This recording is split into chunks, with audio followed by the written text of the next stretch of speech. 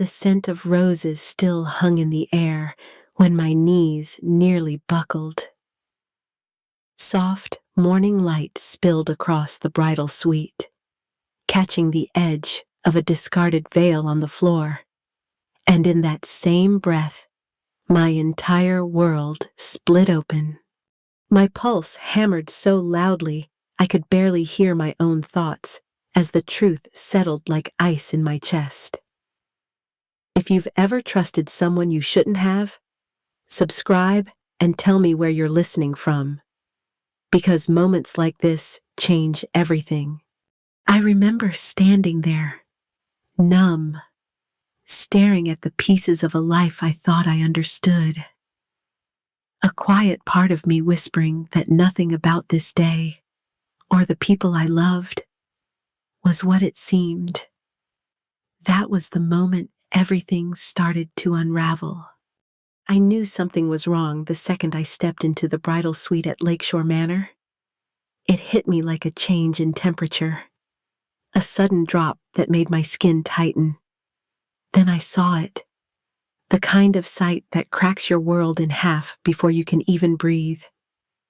My fiancé wasn't alone, and the way they scrambled, the way the air felt thick with guilt, told me everything before my mind could form a single word. I remember standing there, frozen, my bouquet slipping from my hand, as if my body no longer belonged to me. I kept waiting for my thoughts to catch up, but all I felt was a hollow ringing inside my chest. My future, the one I had fought so hard to rebuild, suddenly felt like glass shattering in slow motion. I wasn't angry yet, not even hurt, just stunned, as if my emotions had been pushed underwater. I tried to make sense of the expressions on their faces, but all I could hear were the questions piling up in my own head. How long had this been happening? How had I missed it? And why did it feel like this moment was connected to something deeper? Something I should have seen coming as I backed out of the room. The hallway seemed to stretch like a tunnel, pulling me into the past. Because the truth is, this betrayal didn't start today. It started long before Lakeshore Manor, long before the dress, long before the promises. And to understand how I ended up here, I have to go back to where everything really began. In the quiet moments after I walked away from that bridal suite, my mind slipped back to a different kind of heartbreak, the one that never really left me. Losing my husband felt like having the ground disappear beneath my feet. For months, I lived in a fog, moving through days that felt too long and nights that felt even longer. I kept telling myself I was coping, but the truth is, I was just surviving. The house was too silent, the bed too large, and every routine felt like a reminder of the life I no longer had. Loneliness has a way of reshaping you. It softens your boundaries, blurs your judgment, and makes you reach for anything that feels warm. That's the space I was in when Mark Allen appeared.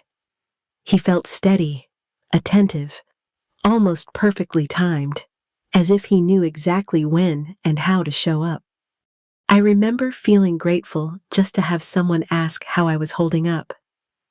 I convinced myself I deserved companionship again, that moving forward was the same as healing. There were small things I brushed aside, moments when his charm felt rehearsed or his interest a little too intense.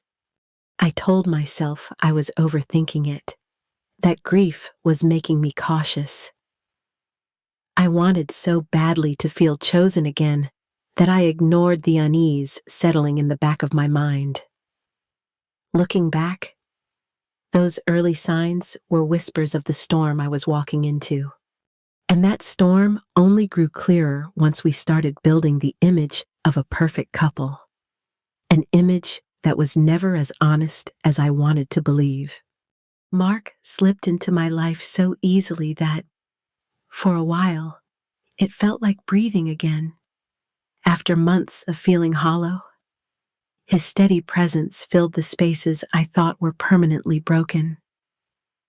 He showed up with this quiet confidence, folding himself into my routines as if he had always belonged there. Before I realized it, he was helping with errands, fixing little things around the house, and offering a kind of emotional steadiness I had been craving. My family warmed to him quickly, and my friends kept telling me I looked lighter, as if I had finally stepped out of the shadow of grief. I let myself believe that maybe I had. Then came Brooklyn. She entered the picture with perfect timing, calling herself a planner who wanted nothing more than to bring joy back into my life. She felt polished, practiced, almost rehearsed, but I tried to ignore that. What I couldn't ignore was the moment I caught an exchange of glances between her and Mark. It was subtle, but it carried a spark I couldn't name. Too familiar, too knowing. I brushed it aside, telling myself I was being overly sensitive. From there, everything moved too fast. Wedding plans escalated from simple ideas to grand visions that barely felt like mine. Venues, floral budgets, dress fittings, every detail seemed to inflate. And somehow I was the one expected to keep up. Mark and Brooklyn moved in sync, presenting options I never asked for, nudging me toward choices that didn't feel like my own. Their enthusiasm was almost theatrical, and I felt myself shrinking beneath it. The more perfect everything appeared, the more something inside me tightened. I couldn't shake the sense that I was being guided, molded, pushed. And that growing unease only deepened when errands started changing in ways I couldn't understand. After all the unease that had been building, the bachelor weekend felt like another moment slipping out of my hands. Mark planned the entire trip himself, assuring me it would be good for Aaron, that he deserved a little celebration before the wedding. I tried to believe him. Aaron had been excited when he left, carrying that familiar spark I had always loved seeing in him. But when he came home, something in him had shifted. It was small at first, just a quietness that didn't match the stories he usually brought back from time with friends. His eyes felt older somehow, more watchful, as if he was studying everything before choosing his words. He moved with this measured calm that didn't belong to a young man returning from a weekend away. I kept replaying little moments in my mind, the way he lingered near me as if he wanted to say something, the way he grew distant whenever Mark entered the room. I sensed a weight in him, something unspoken, something he wasn't ready to share. And the more I noticed it, the more I wondered what had happened during those days I wasn't there. A quiet tension settled into our home, thin but unmistakable. And as the wedding day approached, that tension only grew. By the time the wedding morning arrived, the tension that had been growing inside me felt almost physical. I reached Lakeshore Manor early, hoping the quiet air and the soft light coming off the water would steady me. But instead, everything felt too still, as if the day itself was holding its breath. The staff moved around with rehearsed smiles, yet their energy felt muted, like they sensed something I hadn't been told. Brooklyn was nowhere to be found. Her absence pressed on me more than I expected. She was usually everywhere at once, orchestrating every detail with polished enthusiasm. Now the planning binder sat untouched on a table, and her phone buzzed unanswered in the corner. Mark kept slipping away, always with some vague explanation. I watched him drift from room to room with a kind of restless purpose that didn't match the joy this morning was supposed to carry. Each time he returned, his eyes darted past me, landing on anything but my face, as if meeting my gaze might reveal something he wasn't ready for. And then there was Aaron. His calm was the most unsettling of all. He moved with a serenity that didn't belong to him, offering me reassurances through quiet glances that somehow made me even more uneasy.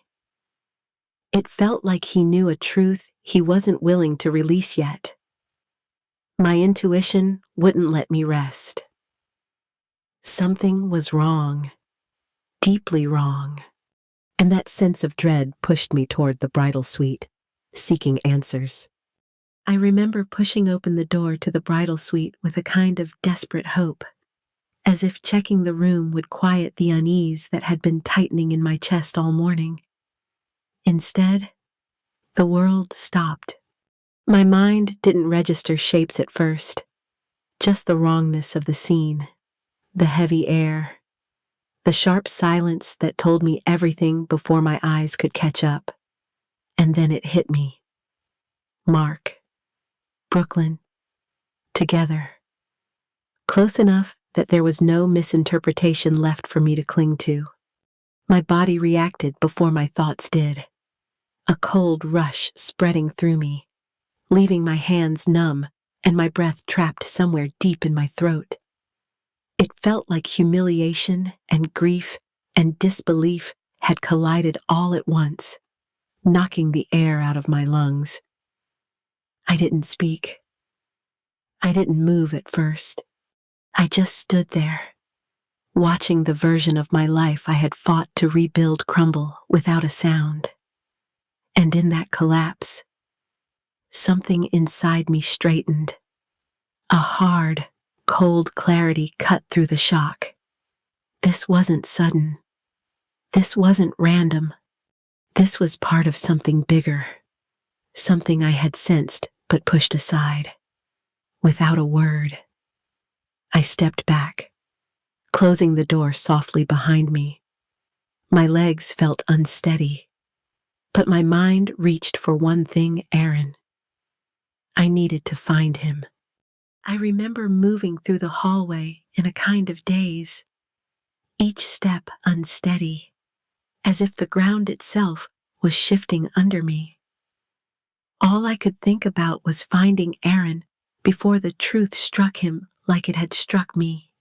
My heart felt torn between rage and heartbreak. But under all of it was that old instinct to shield him, to keep him safe from anything that could bruise him. When I finally saw him standing alone near the terrace doors, a strange calm washed over me. I opened my mouth, trying to piece together some softened version of what I had just witnessed. But the moment our eyes met, everything inside me fell silent. He already knew. I could see it in the steady way he held my gaze, in the quiet resignation that didn't belong on the face of someone his age. He didn't need my explanation. Instead, I felt his understanding settle around me like a truth he had carried far longer than I had realized. During that bachelor weekend, he had sensed the lies, followed the inconsistencies, and uncovered a scheme so calculated it made my stomach twist. And while I had been trying to build a new life, he had been protecting me in ways I never imagined, contacting the FBI when the pieces became too dark to ignore. Relief and fear tangled in my chest. Relief that he wasn't blindsided. Fear of how deep this betrayal truly went. And standing there with him, I realized our world was about to explode into something far bigger than personal heartbreak. I walked into the ceremony still trembling, though Aaron's quiet strength held me together enough to keep moving. The room was filled with soft music and polite conversation, but underneath it all, I sensed a fragile tension. as if the air itself knew what was about to break. I took my seat, trying to steady my breathing, trying to understand how my life had tilted so violently in the span of a morning. Then Aaron stepped forward. I saw that same calm that had unsettled me earlier, but now it carried a purpose I couldn't deny. He lifted a hand, and the entire room seemed to freeze. The music faded, conversations died mid-sentence, and a heavy silence spread through Lakeshore Manor. I felt every heartbeat echo through my chest as he began revealing the truth, not in spoken words I could repeat, but in the deliberate, measured way he laid out the betrayal, the fraud, the lies they had woven around us. Guests shifted in their chairs, faces tightening with confusion. Brooklyn's expression collapsed first, panic spreading across her features as if she were drowning in it. Mark tried to hold himself together, but I watched him unravel in real time, his confidence draining away, his mask slipping, and then the doorway filled with agents. Suits, badges, voices cutting through the stunned quiet. The room erupted, not with sound, but with movement. Mark stumbled as they reached him. Brooklyn tried to step back, but there was nowhere left for her to go. As they were led out, my body felt both weightless and unbearably heavy. The shock, the humiliation, the vindication, they collided inside me until I could barely stand. And even in that storm, I sensed it. This wasn't the end. This was only the beginning of something far darker waiting beneath the surface. I was still shaking from the chaos inside the ceremony room when the agents pulled me aside. My mind kept replaying the sight of Mark and Brooklyn being led out, but what the FBI began to reveal made that moment feel small compared to what lay underneath. I had thought they were the architects of this nightmare. I wanted to believe the betrayal ended with them, but the agents' carefully measured explanations made it clear that Mark and Brooklyn were nothing more than players following someone else's script. Her name was Caroline Ross. I had never heard it before, yet the way they described her made my stomach hollow out. She wasn't impulsive or emotional like the two of them. She was calculated, educated, patient. She built financial traps with a kind of cold intelligence, weaving herself into the lives of widows and retirees long before they understood they were being watched. As the pieces clicked together, I felt a chill move through me. I hadn't met Mark by chance. I hadn't been swept into love by luck. I had been chosen, studied, targeted, long before I ever realized I was vulnerable. Caroline had already mapped out my life like a blueprint she intended to own. Even with Mark and Brooklyn gone, the danger hadn't collapsed. It had only revealed its true shape, and I sensed I was about to be pulled even deeper into its center. I was still trying to steady myself after learning just how deep this network ran when my phone buzzed. For a second, I thought it was Aaron checking on me, but the moment I saw the name, my breath caught. Caroline. I had never spoken to her, never even seen her face, yet somehow she had my number. Her message was short, almost casual, but every word felt like a finger tracing the back of my spine. She wanted to meet. She made it sound like a conversation, but beneath the politeness, I could feel the threat. It was the kind of message you received only if someone had been watching you far longer than you realized. The FBI agents noticed the shift in my expression before I even said anything. They reminded me that stepping back wasn't actually safer. Caroline already had me in her sights. Working with them from the inside, no matter how terrifying, was the only way to stay ahead of her. Hearing that made my stomach twist. I wasn't built for undercover anything. I was a mother who had planned a wedding, not a woman who walked into the arms of a predator. But protecting myself, protecting Aaron, meant choosing fear over false safety. So I agreed. I would meet her. And as I prepared, I felt myself crossing a line I could never uncross. I pulled into Caroline's driveway just as the porch lights flicked on, casting a warm glow over her immaculate Detroit area home. It looked like the kind of place where someone's grandmother baked pies on Sunday afternoons. But the moment I stepped inside, that warmth felt staged. Everything was polished to perfection, from the spotless marble floors to the scent of vanilla drifting through the air. She greeted me with a soft smile, the kind that should have eased my nerves. Yet all I felt was the sharpness behind her eyes. She led me to the dining room, asking gentle questions about my week, my family, my future. But each word carried weight, as if she were measuring me, probing for cracks. I answered slowly, pretending to be overwhelmed, letting my hands tremble just enough to sell the part. Inside, my thoughts raced, reminding me that one careless expression could expose everything. Caroline watched me with the steady calm of someone who had rehearsed this dance 1,000 times. Her tone stayed sweet, but there was a cold curiosity beneath it, a sense that she enjoyed pulling people apart thread by thread. By the time dessert arrived, I could tell she was circling something darker. She hadn't shown her true purpose yet, but I felt it gathering, waiting, ready to land. The moment the plates were cleared, the air shifted.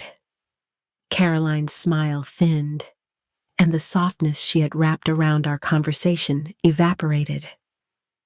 What settled in its place was something sharp and deliberate, as if she had finally decided I was ready to see the truth she had been hiding. She folded her hands, leaned in slightly, and spoke with a certainty that felt like a locked door closing behind me. Her proposition came dressed as an opportunity, but every part of it felt like a threat. She laid out the role she wanted me to play inside her network, describing it as a simple extension of the trust Mark had built. She talked about loyalty, about expectations, about how people like me were most valuable when they stopped asking questions. And even though she never raised her voice, the message was unmistakable. Refusal was not an option. Inside, my pulse hammered against my ribs. I felt a rush of heat, followed by the cold weight of panic settling in my stomach. I wanted to stand up, to run, to scream, but I kept my expression calm. I nodded slowly, pretending to consider her words, pretending to be overwhelmed instead of terrified. By the end of the conversation, I heard myself agreeing, carefully, strategically, because I understood that buying time was the only way to stay alive. Caroline guided me down a narrow hallway toward a room that felt nothing like her warm, curated home. The moment the door opened, the air changed. It was colder, quieter, stripped of any softness. A long table stretched across the center, surrounded by people who looked as if they had been waiting for me. Their eyes followed me with the same detached interest someone might use when evaluating a piece of equipment. The room itself was sterile, almost corporate, but there was an edge beneath it, an unspoken understanding that nothing here was accidental. Folders were stacked with clinical precision. Phones lay face down. No one smiled. These were not amateurs improvising scams. They were practiced, disciplined, and entirely confident in their power.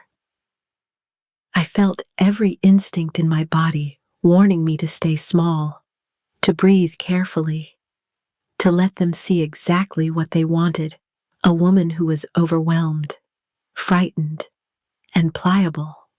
Inside, though, I counted faces, noted their mannerisms, memorized the order in which they spoke, the way they watched one another. Every detail felt like something the FBI would need. They asked me to sit, and when I did, I felt their attention settle on me like a weight. They studied my posture, my hands, even the way I blinked. I realized then that Caroline hadn't exaggerated.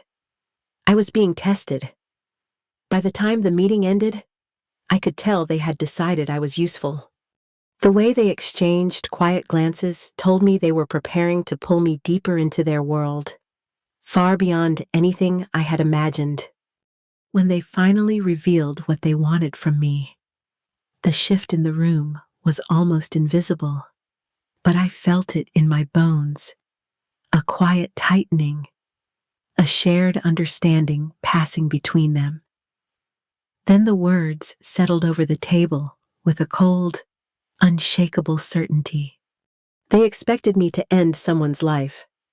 Not figuratively, not symbolically, literally, as if it were the most natural next step in proving loyalty.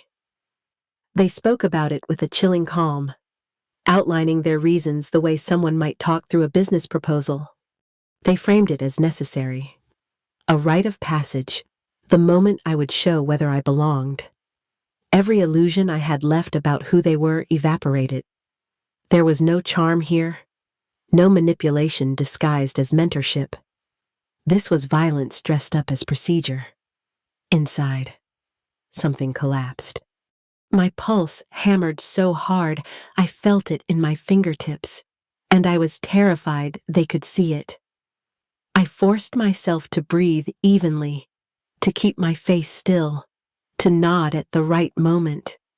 I kept wondering whether I hesitated too long, whether my voice sounded steady enough, whether they could see the panic tearing through me. But I understood the stakes. Refusing meant disappearing. Agreeing meant buying time. So I nodded, calm on the outside, breaking apart on the inside. They dismissed me as if we had finalized a routine assignment, and I walked out praying the FBI would move before the night ended.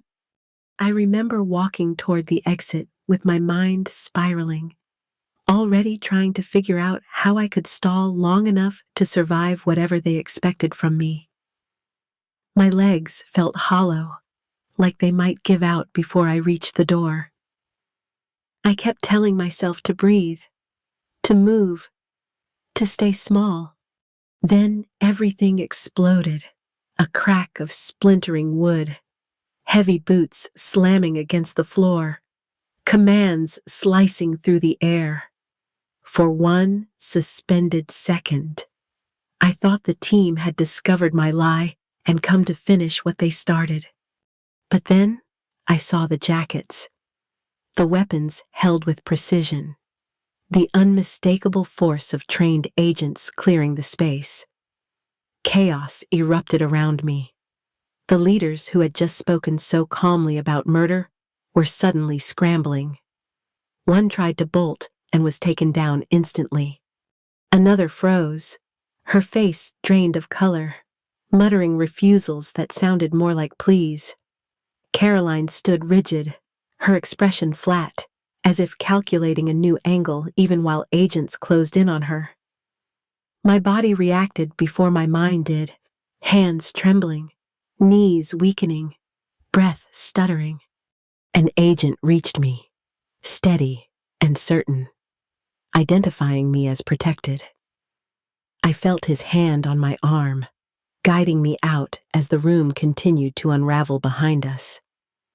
I didn't understand half of what I was feeling. Relief, leftover terror, disbelief that I was still standing. When the cold night air hit my face, Everything finally went quiet, and for the first time, I realized it was over. The weeks after the raid felt unreal.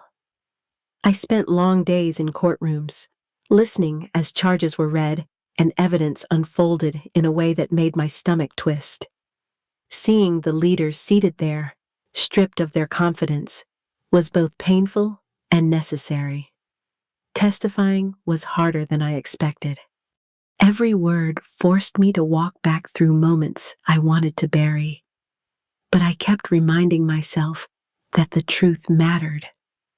When the sentences were finally handed down, I felt something inside me unclench for the first time in months.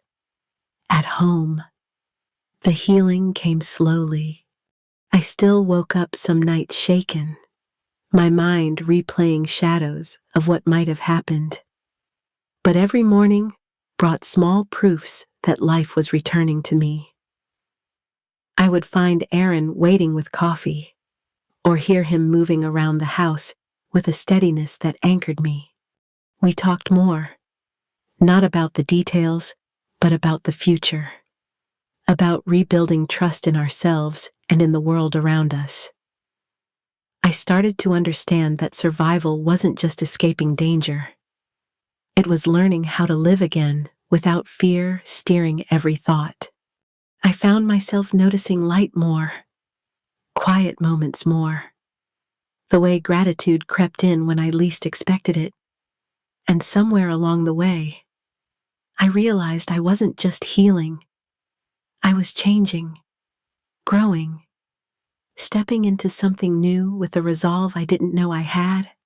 Now, standing on the other side of it all, there's one more thing I need to say.